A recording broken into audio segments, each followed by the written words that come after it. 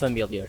You get into a match, it's either your first top tier match or your first realistic air battle ever, and you just get demolished, 0 kills. You try some more matches and you get around 0 kills most of the times, sometimes going to 1 or 2 kills, so you decide to quit the game for good.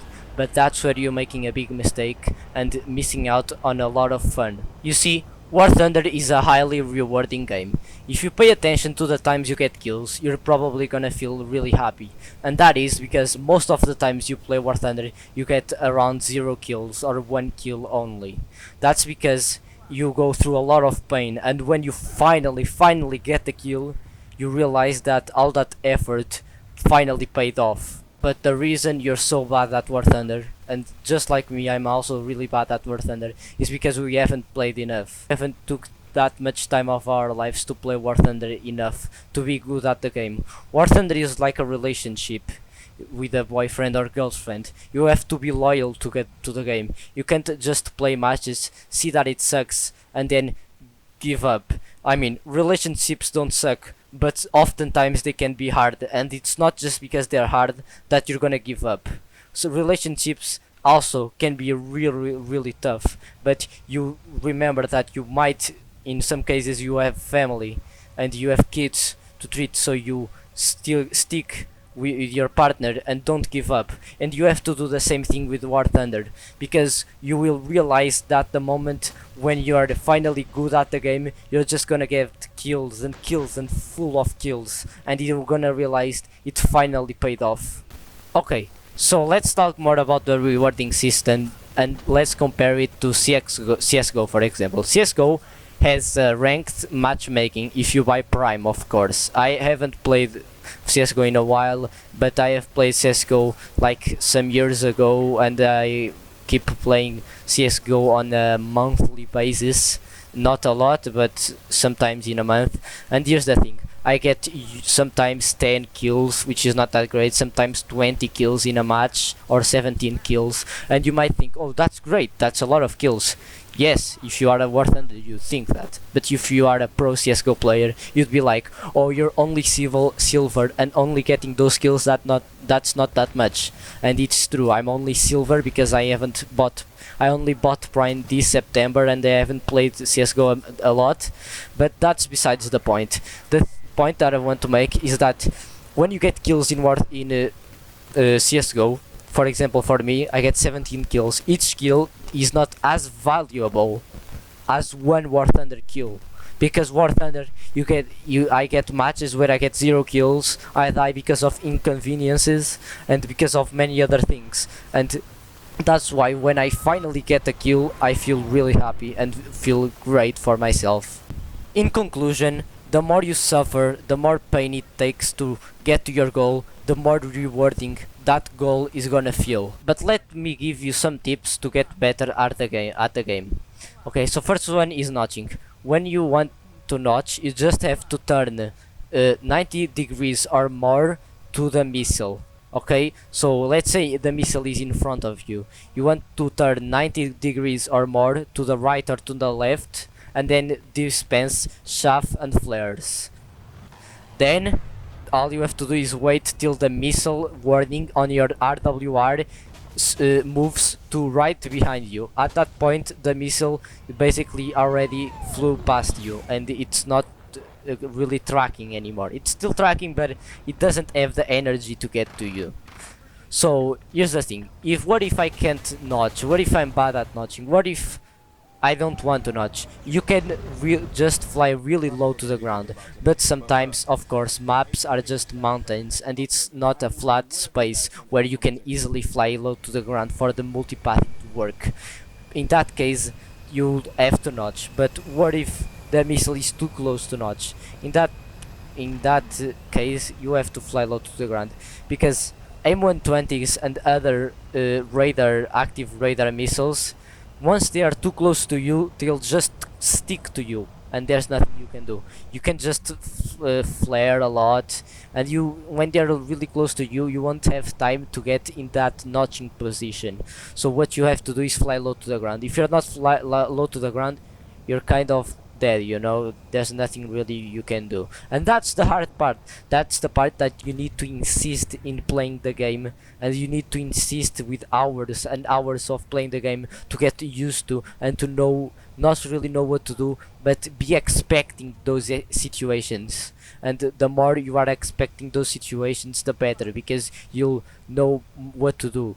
Let's say you have a plane getting closer to you, and you're gonna be like, oh, that plane is coming towards me, it's gonna send aim 120 or something else.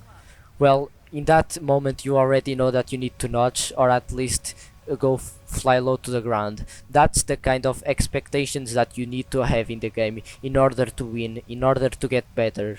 Okay, now let's talk about something different. In my last video, I basically cried and yapped about why missile spam was terrible, and the wallet warriors. People said you cannot decide for other people if they're gonna waste money in the game. I mean, yeah, you can give them advice, that's the thing, but they said that. And the thing is, I yapped too much about the game and why the game was terrible, but the truth is, it's all just a skill issue. It's my skill issue, and many players who are in the comments defending me, it's also their skill issue. The people who were telling me it's a skill issue, they're right. They're right, and I admit that they were right and I was wrong in that video. And I really hope that the people who commented in that video see this video to understand how my opinion changed, and I give, you know, congratulations for those people, and because they were right after all, you know, and they made me understand and made my opinion change. I'm not changing opinions because, oh, that's what was more popular. No, yeah, you really made me understand what that it was just a skill issue, you know. And it's, at the end of the day, it was kind of obvious. But yeah, that's what happened in the last video. But yeah, War Thunder could be better in some cases. Like, for example, I don't really see how a ranking system with ranks not leveled, with new ranks, would hurt the game.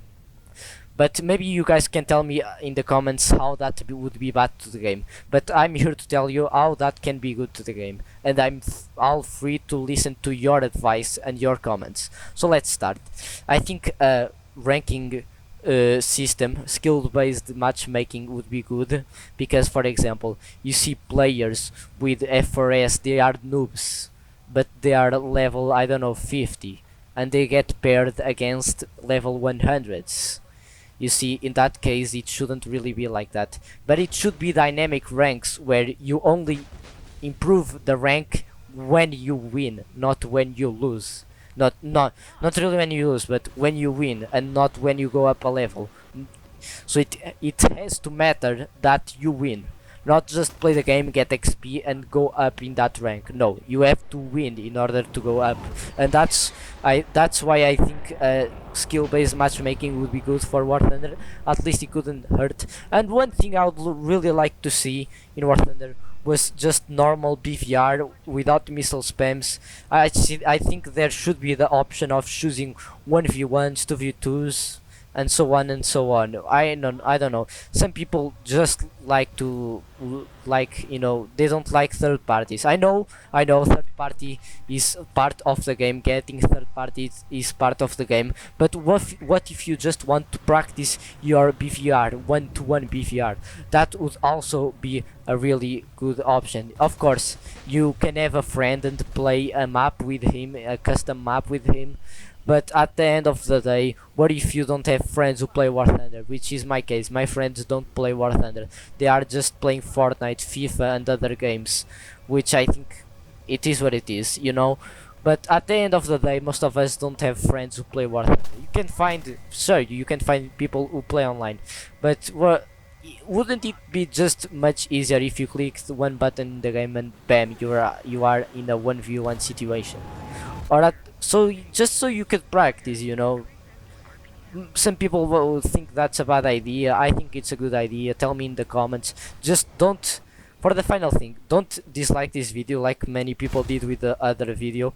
And the reason my other video still got 2,000 views, even though it had more dislikes than likes, it's because in YouTuber it doesn't really matter the dislikes, it matters the likes.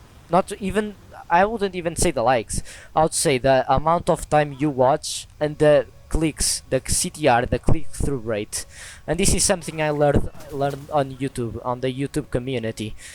But without out of the way, I just want to ask you, please don't dislike this video if you don't agree with me. If you don't agree with me, I would be really thankful to hearing your opinion in the end of the video and stuff like that. So it's the end of the video. Bye bye.